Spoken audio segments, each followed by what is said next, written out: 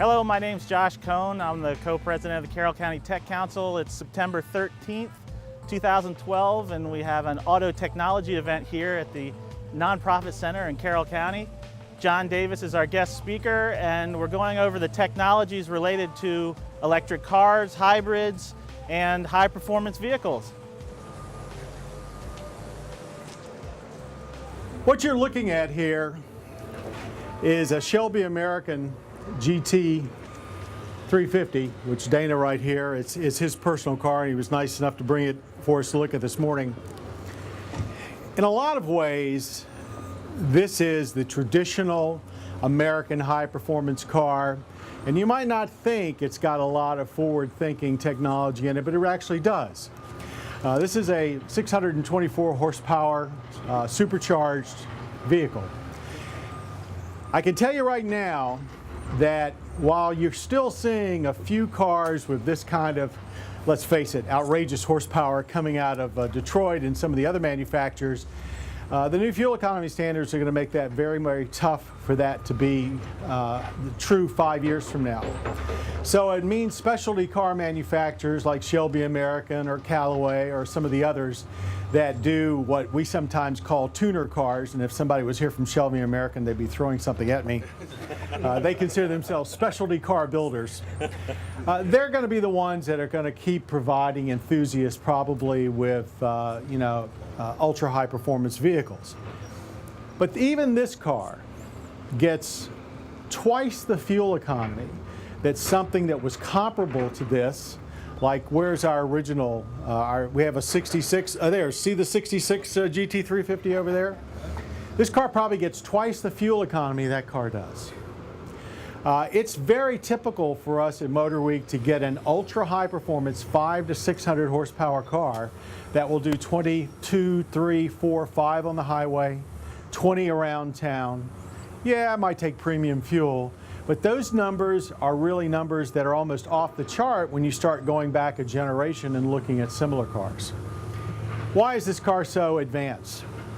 Until the advent of what's called CAD/CAM, computer-aided design and manufacturing, cars were designed on drawing boards. I can remember in the mid to late 80s going to General Motors Engineering, walking in, and here's all the guys at drafting boards, which was familiar to me as an engineer, and they had their first CAD/CAM system off in the corner, and you had a couple engineers working on it.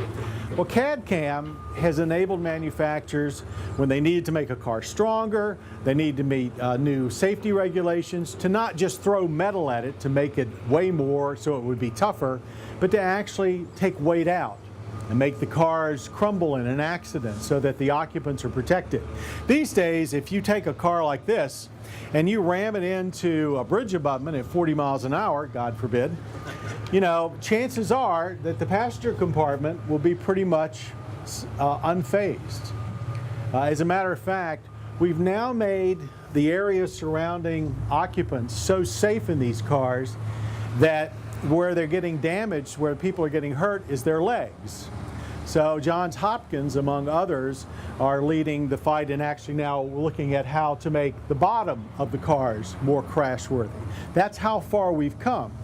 All that's because of advanced technology, CAD/CAM design, and using the ultra-lightweight steel and other materials I talked about on the inside. This car has weight savings all through it. Everything from the brake rotors to the interior components, the whole, the dash, all of it's been done with the eye towards keeping the weight down so that you can take essentially a car that was designed for everyday use, because after all, most Mustangs run around with a 6-cylinder engine in it, and make it into a lightweight, fun-to-drive, ultra-high performance car and not end up with something that weighs 3 tons. So while this car sort of looks like a little bit of a throwback, it's really the epitome of what we've been able to do with advanced engineering up to now. If you had asked almost anybody in my profession when I went on the air in 1981 if we would have cars like this today, given the fuel economy situation at the time and the Arab oil strikes and everything else, the answer is no. These cars would have been impossible. And there's a lot of people today that think they're going to be impossible in the future. But I think we probably will figure out ways around it, as we already have now. And I have no doubt that, my successor will be standing in 25 years next to something that looks about like this. That'll have 600 horsepower, and it'll probably get 40 miles per gallon. Who knows? But let's talk about where we are today. Now, when you say electric cars to most people, it usually, they don't really know exactly what you're talking about. To them, everything that's got a big battery in it is electric. They think a Toyota Prius hybrid is electric. They'll put it in the same category as a Nissan Leaf and the Chevy Volt down there. But all these cars are very different. But to the consumer, they're all electric cars. But it's important, I think, especially for you folks that are into technology, to understand, the various shades of gray that we're dealing with here. This basically is if there is such an animal, standard Toyota Prius. The Prius has been in production for over a decade. As you well know, it's now spawned a family of vehicles. There's a Prius C, which is a little bit smaller, C for city car, and there's a Prius V for versatility, which is their station wagon type vehicle. Basically, this is a gasoline engine with an electric helper motor. Most full hybrids, which is what this is, and the term full hybrid means it can run on either electric or gasoline alone or any combination between. This full hybrid is set up so it does a little bit better in the city than it does on the highway. There are a couple other hybrids that are set up opposite to that. Very popular, but it's now taken a decade before Toyota actually says they're, quote, making money on this car. So when you're investing in advanced technology, being in automobiles, aircraft, electronics, it can take a long time to get the payback. And we'll get into that a little bit more when we get down to what was in the news this week. The next iteration of this car is called the Toyota Prius plug-in hybrid, or PHEV in our terms. And basically, when you look at a PHEV hybrid, Toyota Prius, about the only thing you'll notice different is it'll have looks like a fuel door over here, which will be where you plug it in. And you'll be able to plug it in with either 110 or 220, and then way down the line, maybe even 440. These cars have been very popular.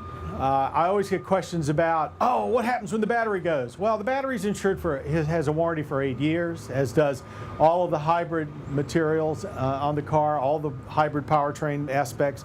That's true of every hybrid that I know of. And Toyota has basically said they've never really replaced any of the batteries except for maybe a handful in all that time. And I'm talking about here, Japan, and everywhere else they sell them. So this has a nickel metal hydride battery. It's not new technology, but it's very, very sturdy and seems to be foolproof. Now, this car can only run about 1.5 miles on battery alone, but it does start you up on battery, which is where you use a lot of gas. And as you move down the highway, the gas engine more takes over. The PHEV version of it will go about 14, 15 miles. We've managed 14, actually we managed 16 in one without any problems. Up to about 60 miles an hour on pure electric. So hybrids have matured, if you please. We're going to see more of them. Ford Motor Company is going to be probably the domestic manufacturer that will probably most challenge Toyota as far as for hybrids. They got a whole slew of them coming out.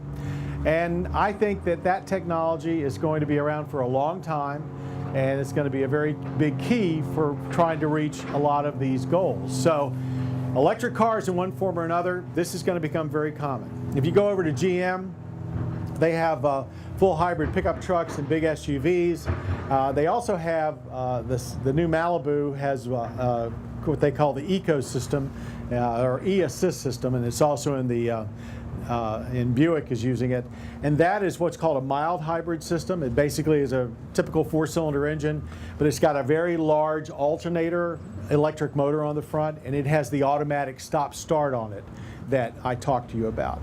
So it looks and operates just like a normal engine, but that automatic stop-start gives it a significant improvement in fuel economy and around town work, and it's very inexpensive. The price even for these has come down drastically. If you look at a Toyota Camry hybrid versus a regular Toyota Camry, the differential, which 5 years ago was more like $6,000–7,000, is down to less than $3,000, and it's coming down. Does it take a long time to make that money back? Yes. Are these cars, cars that you buy and instantly save money, not save on gas or save money? No. So you got to be a believer at this point, but you got to start this technology somewhere.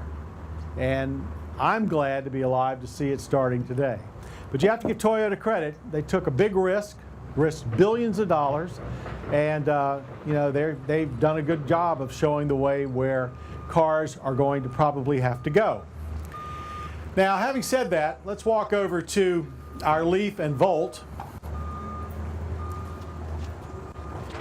It's very typical in the press to lump these two cars together, but they couldn't be more different. The Leaf is a pure EV. It has no gasoline engine. It is only electric.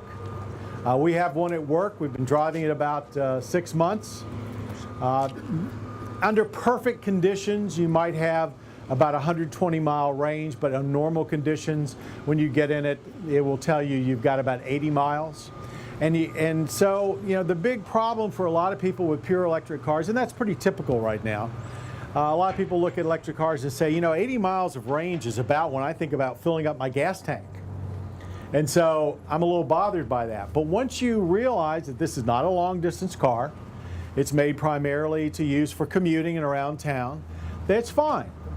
And if you bought one of these, you would probably want to have your home wired up so that it's got 220 volts in your garage, because then you can charge it up easily overnight. If you've only got 110, it takes about 20 hours. This has got a very substantial battery. It drives very, very nicely, almost sporty. People think somehow have gotten the idea that electric cars are slow, which is absolutely wrong. Electric motors ramp up from 0 to maximum power in an instant, unlike internal combustion engine cars. So this car actually is quite fast for its size and for its makeup. Very pleasant car to drive. It is quiet. You do have a beeping system that warns pedestrians when you're at low speed because they can't hear you coming, which is very important. But all in all, we found it very, very pleasurable. But this is a car, as all the electric cars out right now, that has a limited range. There are some electric cars coming, like the Tesla S, that claim they will have 200 to 300 mile range. We'll see when they get here. But right now, the mass technology is basically about 100-mile range, and you see that in the Focus Electric, which is new, and you'll see it some others. And this is about a $5 billion investment that Nissan did to build this car, and it will be a long time before they make any money on it, but they know this technology in one way or another is going to pay off down the road as they take bits and pieces of this car and put it into other more normal vehicles. Now, the car that's been made, I think very unfortunately, a political football, thank you, is the Chevrolet Volt. Our car of the year, almost everybody's car of the year it came out. The Chevy Volt, GM calls an electric car. I will call it a very advanced hybrid. This car always runs on electric power. It has a gas engine, but that gas engine, 99% of the times, is simply there as a generator to keep the electric motors going after the batteries run dry. You can go about 35 to 40 miles on battery alone. It will charge up overnight in 110. And when you get to where you're going, you can either charge it in at work like a lot of my friends do, or you drive it home and charge it up overnight. But if you've got to make an errand, say you get to work and there's an emergency, or you've got to drive to New York or something, you hop in it and go, and as long as you keep the gas tank filled, you're going to get there, because the gas engine will start up automatically. It will keep the electric motors running, and you'll be on your way. There's only in very rare conditions where there's any mechanical connection between the front wheels and the gas engine. Otherwise, it's electric all the time. There was an article, I think this car is brilliant. I mean, I'll just be flat out with you. This is what you only have to have one car in your family if you own this. It's expensive. It's 40 grand before you start looking at the government tax incentives, which are not available to everybody, and Maryland fortunately has some too. And that gets it down to around, a little more than 30. That's still a lot for a compact car. But you don't buy this because you think you're going to be saving lots of money right away. This is you're either a first adopter, which is what many people have bought it so far, or there's other advantages. They're selling very well in California because they can go into carpool lanes with them, even with one person in them. So, there are different reasons why this car is selling in limited numbers, cost. A lot of people are not real unsure of it. It's become a bit of political football. But the technology that's in this car is going to rub off on lots of other GM products. They're selling this car around the world, particularly in Europe and Australia. There's a Cadillac version called the ELR, which will be a two-door coupe coming out next year. So, this technology, which, by the way, they spent about, the story is they've spent a lot less money on this car than Nissan did with the Leaf. They'll make it back one day, but the technology is going to be spread out for a long time. Just to back up a second, there was an article this week written by some very well-known auto writers that GM was losing up to $49,000 for every one of these they sold. What they basically did is they went to a bunch of experts, estimated how much the car cost to build, including all cost, manufacturing, development, and everything else, divided it by how many cars they've sold so far, and came out with that number. Well, of course, every day they sell one, that number goes down. And they didn't include if you want to get more information about it, the Christian Science Monitor, that story came out Monday. On Tuesday, the Christian Science Monitor ran a very good story, sort of trying to punch holes in it. And it's a good story because it just says, you can't look at this technology as something that pays back today. It's something that's going to pay back over a long term. This type of technology is going to keep American car companies, relevant in the future. After all, look at the only really two volume, if you pardon the expression, electric cars in the world. One from Japan, which will soon be made here, and the Volt, which is made here and sold around the world. So, big fan of the Volt, big fan of the Leaf. They are different vehicles. They serve different purposes. Everybody considers them electric cars, but they're actually quite different in how they function. Now, if you just want a good old-fashioned internal combustion engine car, this particular car, I'll just leave the hood pop for a second. This is the new Dodge, let's let it down. The new Dodge Dart. This is one of the cars that Chrysler, this is the first car actually that Chrysler has built with the engineering help of Fiat. Fiat now controls Chrysler. This is the first compact sedan that Chrysler's had in a long time. They had a 5-door before. This is built on a Alfa Romeo Giulietta chassis, so it's an Italian basic chassis that's been lengthened and strengthened and done a lot of other things.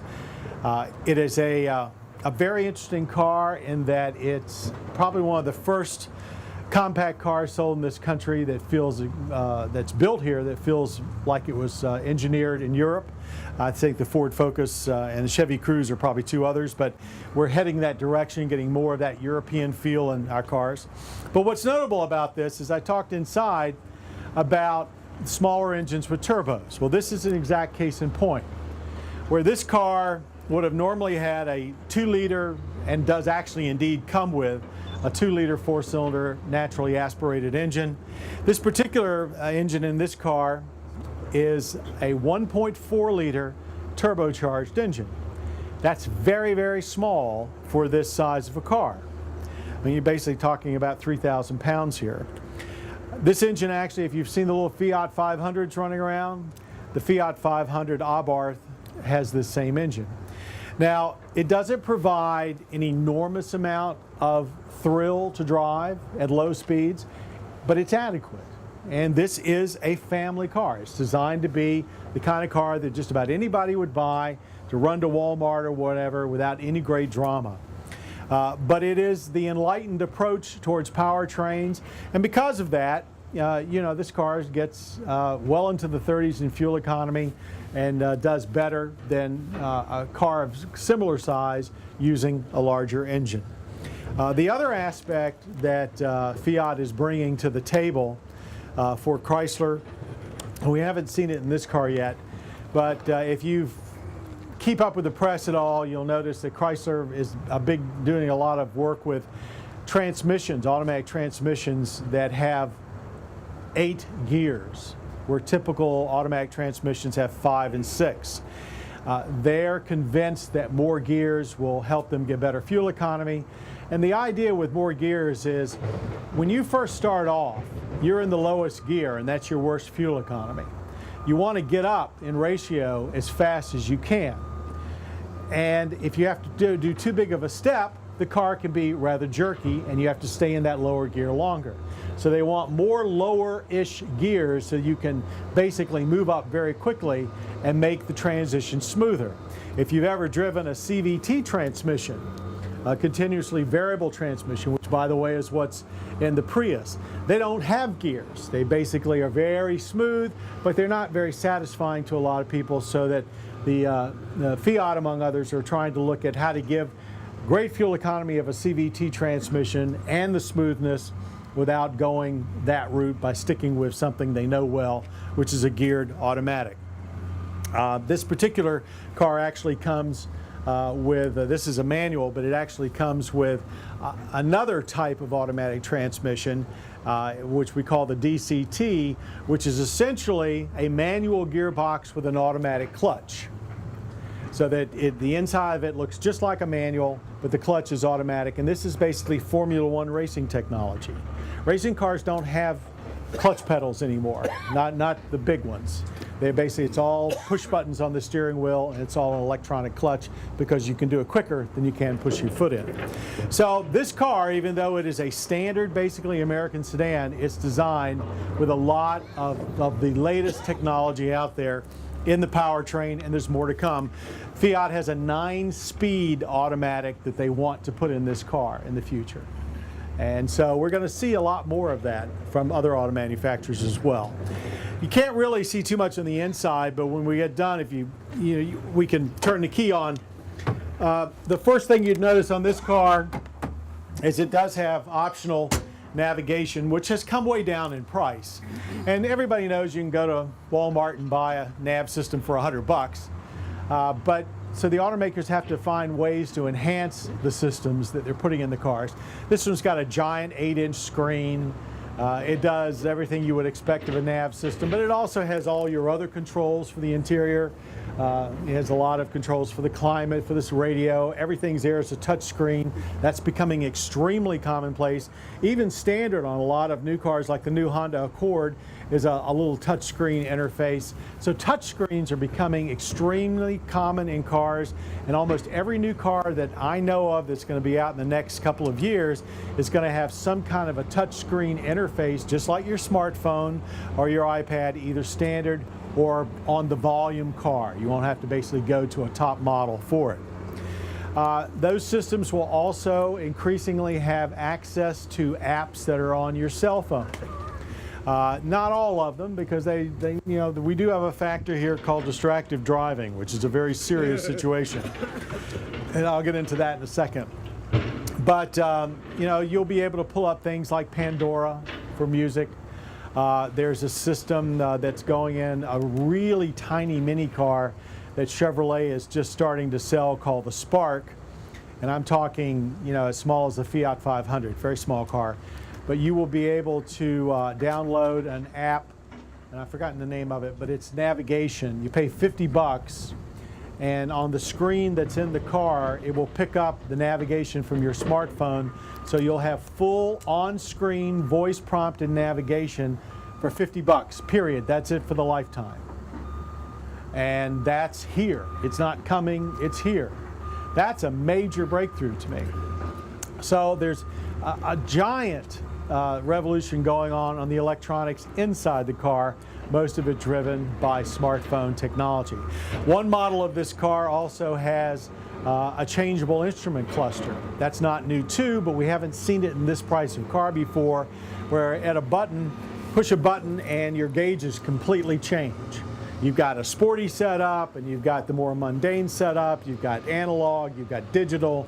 You basically push it through about 3 different iterations. So whatever you're comfortable with, however you want your information, it will deliver it.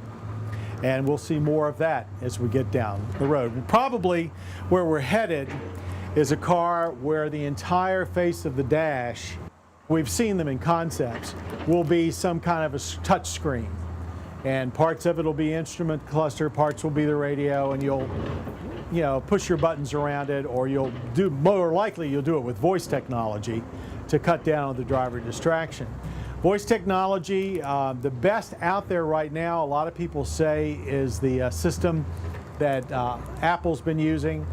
They're doing deals with several car companies to bring that to cars. The system that is just come out at GM on Cadillacs, called Q for computer. Well, I'm not sure. I forgot what Q means. It's like Cadillac User Experience. That's what it is. It's a big touch screen, but it has the most natural voice recognition that we've yet tried. You don't have to talk in stilted terms. You can talk regular sentences, and it will understand you. So the voice recognition technology is how automakers hope they will solve the driver distraction issue. Because right now, a lot of the systems out there we find are very, very distracting under the best conditions. So we're all for voice technology to make a lot of this driver distraction less of a problem. There are some studies that actually say accidents from driver distraction are more common now than they are from alcohol drunk driving, which is pretty serious problem. So the government's trying to look at it, but I have a feeling the car makers are going to get there first. They understand the problem. They know the government's going to do something if they don't do it. And so I'm pretty confident that we're working through that gestation period that all new technology goes through. And the end result is probably going to be cars that are much more versatile and user friendly, but probably safer as well. Because when you put all these electronics in the car, we haven't really talked about safety systems. A lot of the new electronics also have safety systems. For instance, most of you have probably been in a car that's got some kind of a backup beeper. When you get close to something, it lets you know you're going to hit something. Well, those systems use sonar, and they were the first generation, and then they begot rear view cameras, which are now by law required on most larger vehicles. And so once you've kind of got that technology there, car makers start looking for the next level. Well, somebody, and I think it was probably Mercedes, came out with a radar system for cruise control so that when you got close to someone, it would slow the car down. Well, the next level of that is radar braking. So if you get really close, it will even slow the car down. In the case of low-speed traffic like Volvo, if a pedestrian steps out in front of a new Volvo, it will actually stop if it's equipped properly. And that has begot blind spot systems that either use sonar, radar, or video cameras to detect something in your blind spot that will light up the mirrors or give you a beep or whatever. There's a new system coming out in the Honda Accord that if you're turning right, where you always have a blind spot, if there's something there, it will alert you. So this is begetting a lot of new systems. You probably haven't heard of something called rear cross traffic alert. You can get it on a Chrysler minivan now. So if you're backing out of a driveway and somebody is either driving down the road behind you or walking behind you, it will let you know someone's there. So where this all electronic revolution is also making its way very much into the safety aspects of the car. Now this is in addition to all the airbags, the rollover protection, and so much stuff that we've already seen and we're pretty familiar with. I mean, the average car now has got 8 to 10 airbags, standard, and sometimes even more as an option. So you're really pretty much in a cocoon. In Europe, they've been playing around with airbags on the hood that would protect pedestrians. So who knows where the technology is going to go, but the one thing I've seen is that whenever someone, be it the government or a safety organization like Insurance Institute for Highway Safety or whatever, when they come up with a problem or they see a problem in crash safety, You know, there's always some resistance, obviously, because it means investing a lot of money. But generally speaking, technology has enabled the car companies to overcome that and move on. And that's one of the reasons that people like the Insurance Institute, every time they start getting all the cars passing a certain test, crash test, they change the test. So they're constantly upping the bar. And, you know, I used to be a big critic of them, but I think it makes cars safer. I am a huge believer in technology. I don't believe there's any real problems in the world today that technology can't handle. And I base that on the fact that, you know, look where we are today and where we were 100 years ago and what technology has done for us now. Why should it suddenly stop? And I believe the auto industry has been a huge beneficiary of it, and the consumer is more the better for it. Before I end, I want to thank everybody that brought their vehicles today. You want to go ahead and read it off? And I'm not going anywhere. No, don't leave. All right.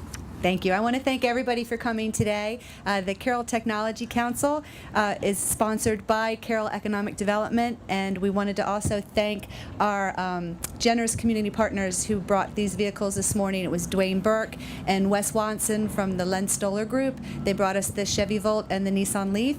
Also like to thank Bob Stoll and Bob Irwin from Westminster Coons Toyota, who brought us the Toyota Prius, and Dana Pickett, a good friend of the Tech Council, who brought us that gorgeous Shelby GT350. And John Davis, I would like to thank you as well for bringing your super smart Dodge Dart and for hosting our event this morning. And I'd like to have a big round of applause before we open up for question and answers.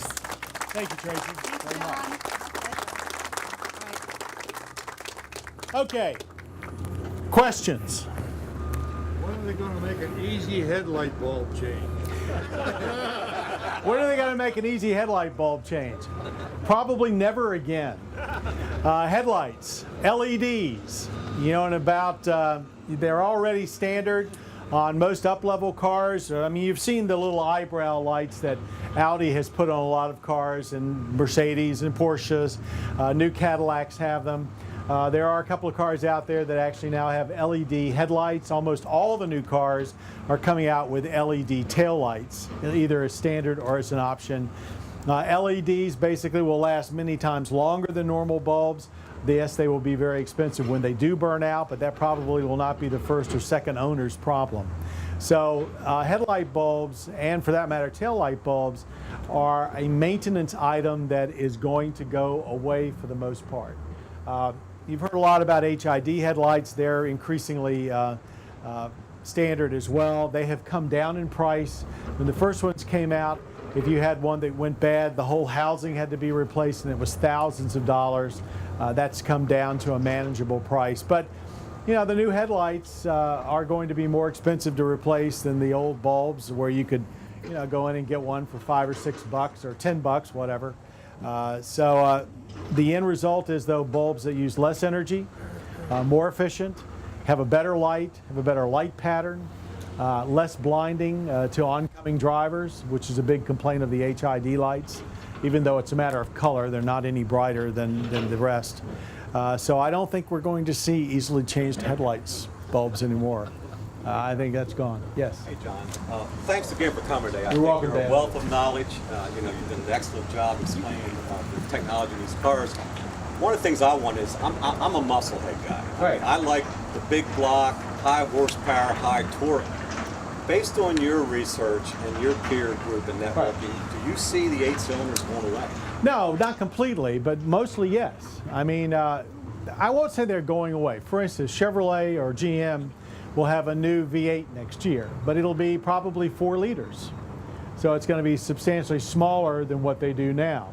And I imagine for the high performance versions, they'll tack on a couple turbochargers on it. So, you know, the more displacement, the larger the engine is, the more fuel it uses. It's very simple math. So they've got to figure out ways to get that down. Performance is not going to go away. Existing powertrains will be available, at least in limited form, for probably at least another decade. After that, I think you'll see smaller engines, but not necessarily without V8s. If anything, I think the small V8 will replace what we now see as the large V6. And they'll be in performance cars and trucks. Trucks, by the way, besides the 6 cylinders over at Ford, trucks are going to get much lighter. Right now you've got a new, should say it's a what we call a mid-cycle freshening of the Dodge Ram, or is now a Ram 1500. And its big news is a new 6-cylinder engine and an 8-speed transmission for both the 6 and the 8. Gets substantially better fuel economy. When the new Chevy Silverado comes out next spring, it's going to be far lighter than it is now, and reportedly will have a smaller V8 that'll be just as powerful and just as capable. At least that's what the rumors are. Ford is looking at doing an all-aluminum F-150, which I think is maybe pie in the sky because of repair costs. But you know, there are plenty of all-aluminum cars out there right now, but most of them are very expensive. So we'll see. But I don't think 8s are going away, but they are going to change. You know, pretty much we're done with push rods now. We're all into overhead cams with variable valve timing. All of these things to help keep pollution down and fuel economy up. And by the way, when you see a car that's got variable valve timing, what does that mean? Well, there's lots of shades of gray on that. Does it work just on the intake valves or the exhaust valves or both? But basically, car companies go to variable valve timing, which varies how long the valves inside the engine are open. They do that so that they can get more power at low RPM when you're first starting off, which is what Americans want, and which some new cars are not going to deliver, and then better fuel economy at high RPM on the highway. So all of that technology basically is there either for performance or fuel economy or both. Yes? A question on the limited range Yeah. issue. I guess a couple questions. One, could they just do dual batteries and have them switch over so you could have basically a double life on that? Well, it's just weight. Or And weight and cost. portable chargers Yes. an option? For instance, the Leaf comes with a portable 110 charger. So you don't have to mount anything. I mean, at work, we have it plugged into the side of our building. The problem is fast charging. To get to what they call level 3 charging, which is 440, 480 volts, whatever way you want to measure it, so that the car could charge up in about the time it takes to have a meal. That's a substantial infrastructure change. Right now, we're seeing 220 systems go in at a fairly snail's pace. The government's funded a lot of it, but that money for the moment is dried up. We've got 2 of those out at the Safeway on the other side of town. Who pays for that? The shopping center owner's paying for them right now. But theoretically, if you start putting them in public garages, people would pay to have their car charged at work. That's a huge, just think about that for a minute. That's a huge problem. Suppose you've got a parking garage and you put in 50 of these 220 chargers, and most of the cars only need about a half charge or something. What do? Go out and tell people they got to come out in the middle of the day and disconnect their car so somebody else can plug in? Do you charge them for every hour they're on it? At that point, how much do you charge? At what point does it become inefficient and make gasoline a better cost advantage again? I think there's a lot of major stumbling blocks for us to build a big electrical infrastructure. It is going to be necessary before we see pure electric cars like the Leaf become quote unquote commonplace, except for around town and limited range use.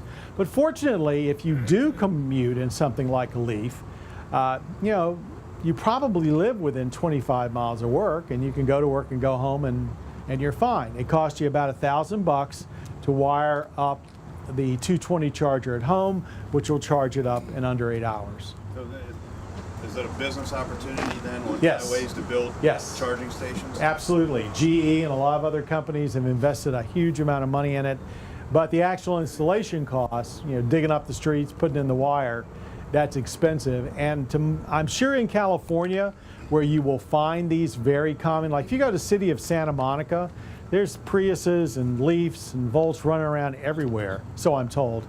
And I imagine I know they've got a lot more electrical infrastructure than just about anybody else. And I'm sure some of it is pay by use, but I'm not I've not actually seen it myself. But yeah, it is a business opportunity.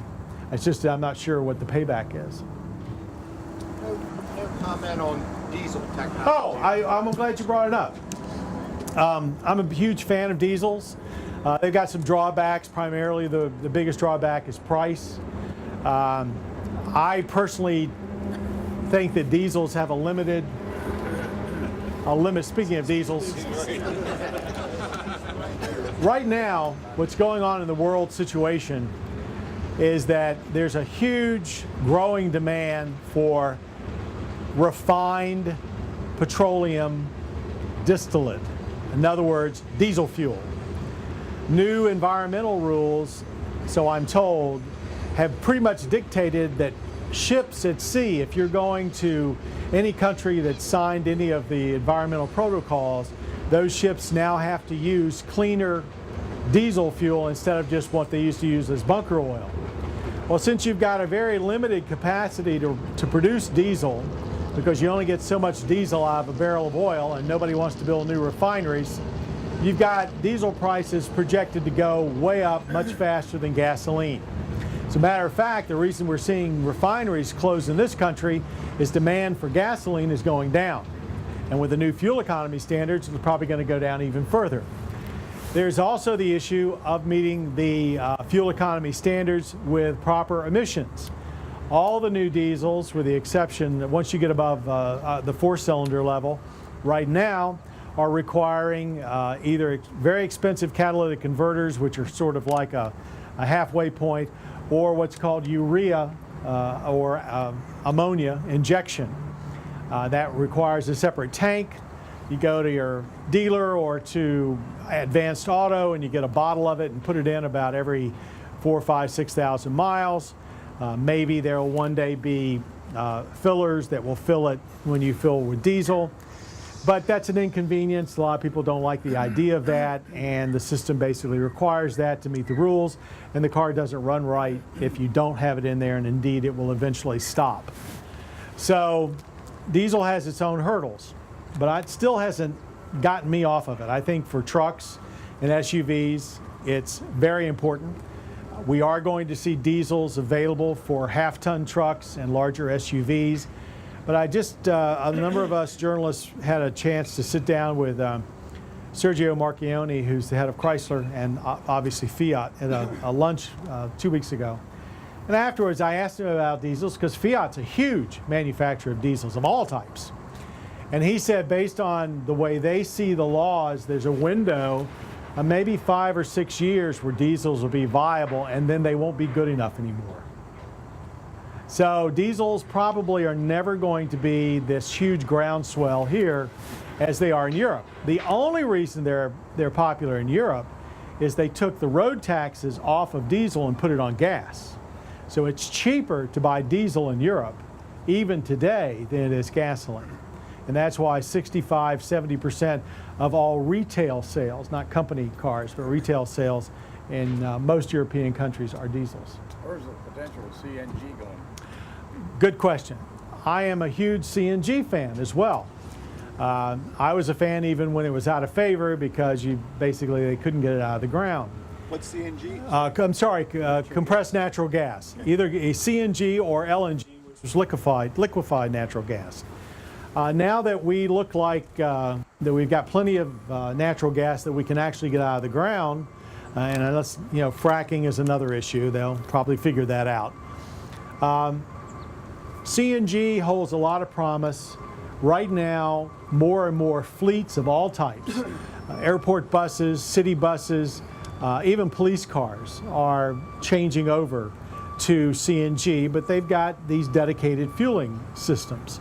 At Motor Week, we had a CNG-powered Honda Civic for a year. We had a portable system put in at a house that one of our staff owned, and they went there and filled up, and he paid it in his normal gas bill. If you've got natural gas at home, that's certainly a possibility in the future. The big thing is, what do you do out on the road? So right now, without a road infrastructure, CNG seems to be something for limited use in a metropolitan or area. There's also an issue of tanks. Tanks have to be a certain shape. They can't be molded right now to the shape of the car, like a gas tank. They need to be, rounded. And there's all kind of issues that take up a lot of space. But, again, technology is working through that. My personal feeling is there needs to be something to spur development of natural gas powered vehicles for everyday use, whether it be the government to say all public vehicles that we have federal money in need to have some natural gas capabilities. They could be biofuel, run on gas or natural gas, something. The automakers are starting to take notice. There are some new natural gas vehicles coming, but not a lot. But somebody needs to kickstart this demand for natural gas vehicles. I personally think that could be a big future for this country, but I don't know what it's going to take to get it started. Mr. Marchione said that he felt that Chrysler could convert or make most of its gasoline-powered vehicles natural gas capable in about 2.5 years. That's pretty fast. I mean, it's basically a matter of putting in tanks and changing seals and things like that. So if we get over the resistance, I guess, to get natural gas out of the ground, in other words, if we solve the environmental issues that everyone's concerned about, and we have some more vehicles, I think natural gas sales, at least within a metropolitan area, could take off, and maybe for over the highway vehicles too. We have a lot of it, and it's pretty cheap. A similar line. Yeah. Do you see any future in hydrogen? Hydrogen. The future of hydrogen always seems to be about 5 to 10 years away. I think ultimately, it could very well be the ultimate fuel. The problem is it takes a lot of energy to make hydrogen, at least today. You have storage problems, you have distribution problems, although GM is in the middle of a project in Hawaii where they're using natural gas lines that go around the island, I think of Oahu, to send hydrogen around to stations as well on off hours. If something like that proves successful, then you've already got the natural gas delivery infrastructure. So work is continuing, but cost is a problem. The hydrogen fuel cells tend to be very expensive, and they don't seem to have the durability yet that you would need, i.e. 100,000 miles. And things like the Prius over there and other hybrids, and even advanced hybrids like the Volt, that technology may come down and cost so much and be so good that it trumps any cost benefit to hydrogen. And of course, there's no reason that something like a Prius couldn't be converted to run on natural gas either. So I guess I still think hydrogen's way off in the future. Perhaps your children will see it as a commonplace. I don't think it's coming commonplace anytime soon. Every time some manufacturer says we're going to have one on the market in 5 years, they sort of forget they said that, in 2 or 3 years. Toyota still claims they're going to have one in a few years. Haven't heard. GM has sort of backed off from it since the bankruptcy, but they're still testing it. There is another side of hydrogen, and that is running hydrogen in an internal combustion engine. The Germans, particularly BMW, have been working on this for decades. It's very practical. The only thing holding it back is you can't just roll up to a gas station and get it. And of course, it's quite cold, and there's issues about just delivering it to the retail situation. Couple more questions, folks. Yeah, just to make people fit. Doug, you'd be surprised. I was driving, Doug's an old friend. I get the question all the time, give me a car that I can get into. Well, you got to try them. I will tell you that most German cars have more legroom than anything else, even Volkswagens. But I just got into this tiny little Chevrolet Spark, and it has an amazing amount of front legroom. Of course, you can't have anybody in the back seat. But automakers, they're not stupid. They recognize that Americans keep getting bigger, either this way or that way, and so they are trying to step up to it. But you might be the exception, Doug. About roof Solar panels. There's not enough area up there to do much more than what they are doing right now, which is you can get a solar panel on Priuses and for that matter, I think the Leaf. And it's there as an emergency backup, like to run the radio or something like that. But I think the system it's a matter of real estate, so they need to get more efficient before we can start using them to power. But they can be used to top off the battery, and keep it from running down if it sits for long periods of time.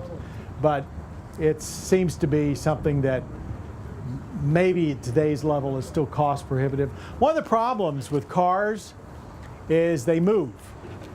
And so whatever you do with them has got all the components have to be able to take enormous abuse from potholes, railroad tracks, not to mention extreme cold and extreme heat. I mean, they test these cars at 40 below and 120 above. They go up every year in the wintertime and to Canada, and they do the stuff sit overnight, and they do cold starts at 40 below, 50 below. And they've got to start, and everything's got to function. So, a lot of the stuff that we think, why don't they have it in cars, it takes longer to make them robust enough to stand up to the abuse. It's amazing. I mean, you can have a smartphone that if something happens to it, you go to the Apple store and, you pay a little bit and they fix it and you go along your way, or a lot. If that same thing happens to a car, people get angry. And they don't understand why it happened to their car. So, the automakers they spend a lot of money just making sure stuff is robust enough. And of course, sometimes they get it right and sometimes they don't.